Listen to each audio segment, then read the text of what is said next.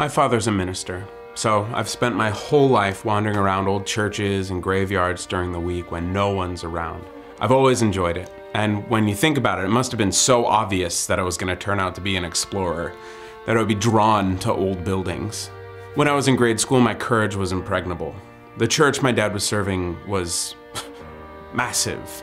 The sanctuary could probably seat close to 1,000 people. It was one of those churches with the huge wooden rafters, seemingly miles above your head, and if you sat in the way back row, the minister was like this tiny guy way down front. I remember racing my best friends Peter and Joey underneath the pews of the church when it was completely empty, from the front of the church to the back on our bellies in an army crawl. It was exhausting and so much fun. But the sanctuary, albeit massive, was the smallest part of the church. The ground level of the rest of the building was filled with offices, the choir room, big boardrooms, a library, a gym, and when you went down a few flights, there was another wing, still ground level, with classrooms for each grade for Sunday school. The land out there is really wavy, with lots of hills, and I guess when they built the buildings, they didn't level off the land, they just put stairs over the steep parts. It's pretty cool. Well, at the back of the Sunday school wing, you could see this massive graveyard. It went forever, it seemed, up a very, very big hill and then some. It was beautiful and sad as a backdrop to this church. I didn't go out there much because my dad didn't want me wandering around in the graveyard as a kid because there were lots of visitors in strange moods visiting their deceased loved ones, and it would be really easy for a little boy like me to go missing out there. Not to mention what mental effects hanging out in a graveyard might leave later in life. I might get obsessed with horror and the paranormal. Yikes. But the whole inside of the building was fair game, and that kept me really happy. The Sunday school was actually the size of a small grade school, which was awesome growing up because you had your friends that you went to class with every year to year to year, and grew so close together, and if you lived there long enough, you would get into high school, and that's when you got to do the cool stuff like go on the summer beach trip and the mission trips. I was never old enough for that stuff. I remember always wanting to be 17. That was my life goal. Was to be 17 so I could go on the trip to North Dakota and live with the Native Americans for a week. Awesome. But I had my own adventures, so I wasn't too sad.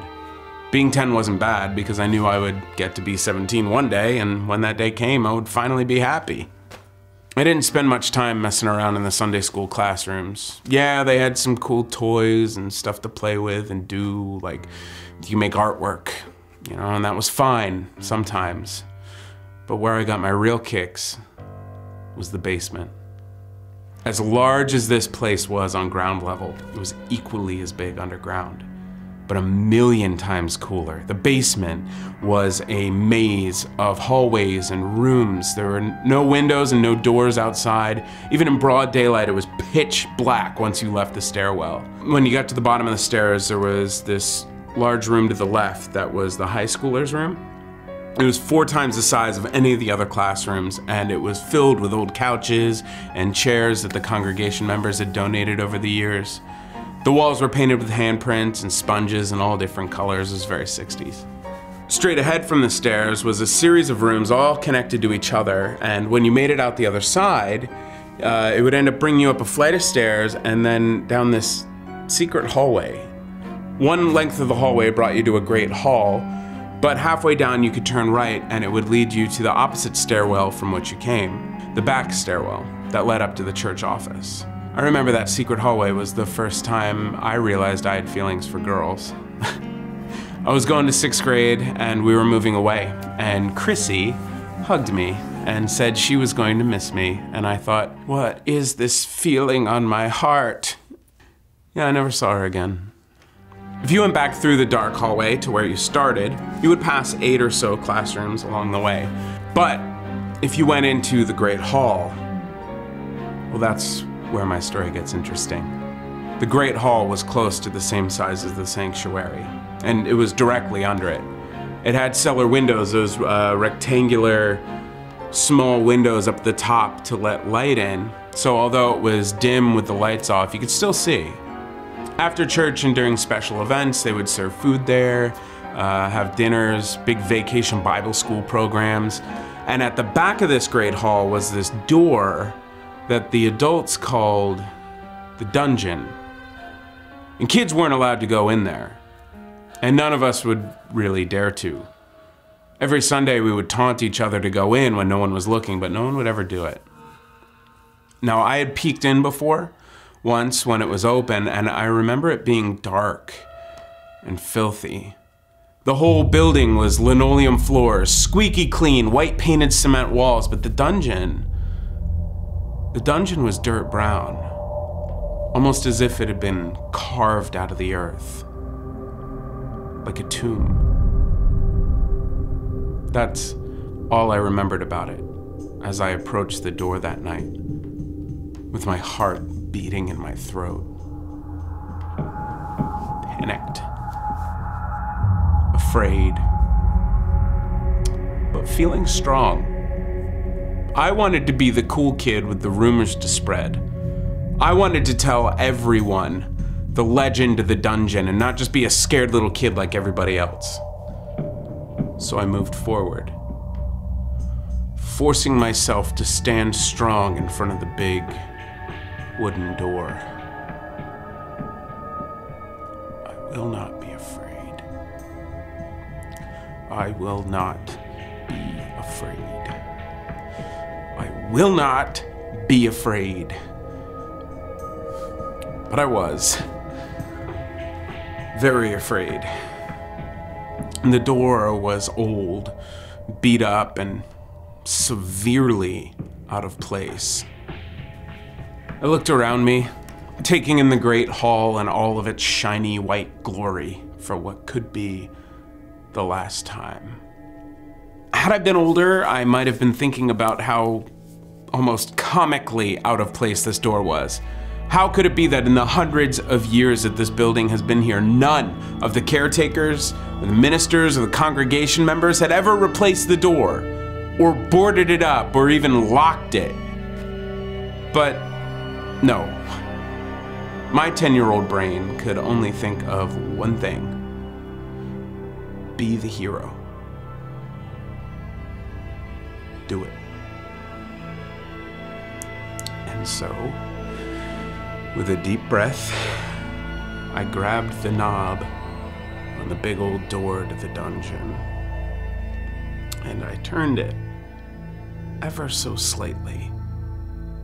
And it reacted exactly the way you would think a big door would react, with a long, deep creak as it slowly opened, shaking the loose dirt into the cool breeze that was now seeping forward onto my face. I shielded my eyes from the dust, and when it finally settled, giving into a small shiver, I opened up my eyes, and all I could see was black at first. But then as my eyes adjusted a bit, I could see just a few inches into the dungeon. It was exactly like I remembered it. Dirt-colored floor and walls, light brown, covered in its own dust. The walls and floor were not perfectly flat. In fact, it was entirely possible that they were indeed carved into the earth. The floor was very dark on either side. There was just a narrow path, almost like it was hovering above the ground, like a levitating walkway. And then before me, about 30 feet away, was a string dangling from the ceiling. A light bulb. Exactly what I needed. So I inched forward, careful to stay on the illuminated part of the path, the part I could see from the pool of light coming through the open doorway.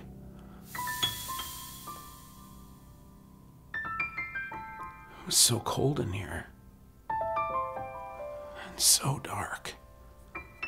And there was this strange smell that I couldn't exactly put my finger on. Almost like the fridge when something inside of it is starting to rot. And I inched further, further towards this little white string. My safety pole. My lifeline. Each step making me more and more afraid. But why was I so scared? I'd been through the whole basement 1,000,000 times, in pitch black darkness, relying only on my sense of touch. So why now was I panicking? As if something would pop out and eat me. I'm now inches away from the light bulb string, when that light, subtle, cold breeze from deep inside the dungeon picks up a bit. And there's a strange noise behind me. I turn towards the door, losing sight of the string that will bring me light, and catch a quick glimpse of a shadow figure against the bright white room, just as the door to the dungeon slammed shut behind it. Why didn't I listen? Why didn't I trust myself, my instinct to stay away? Why did I have to be the hero? None of these questions mattered. I was locked in utter darkness, in a dungeon, 12 feet underground where no one could hear my cries.